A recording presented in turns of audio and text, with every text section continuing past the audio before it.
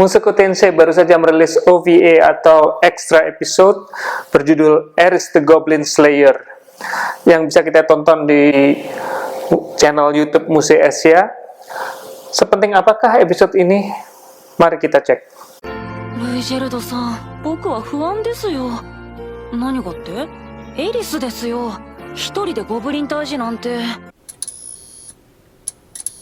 Jadi istilah yang dipakai adalah unaired episode, atau lebih tepatnya mungkin ini episode yang di skip penayangannya, karena secara kronologikal episode ini berada di antara episode 16 dan 17 season 1. Mungkin para pembaca novelnya atau yang udah baca mangganya mungkin protes karena saat Ares berburu goblin ini di skip di animenya.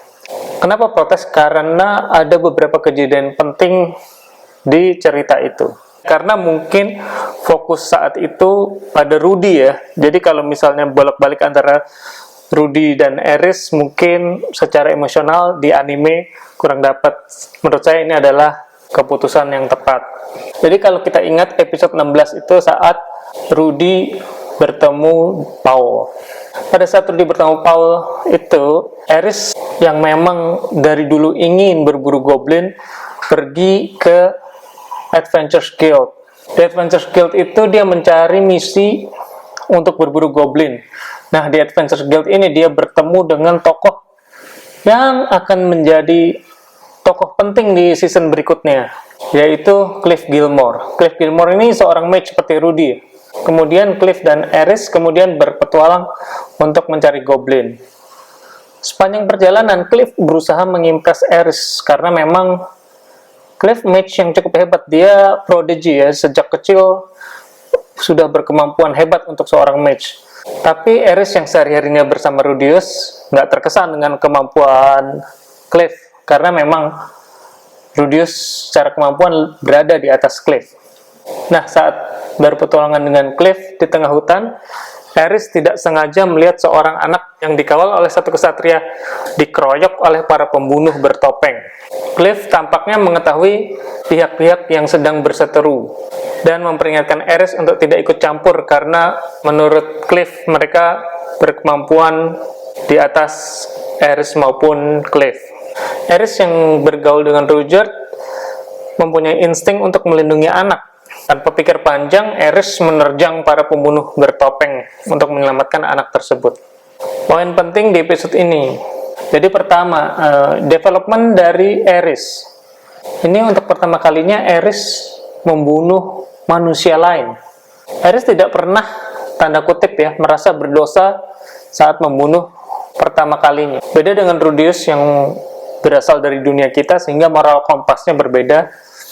Itu bisa dilihat di episode awal di mana Ares diculik dan diselamatkan oleh Ghislaine.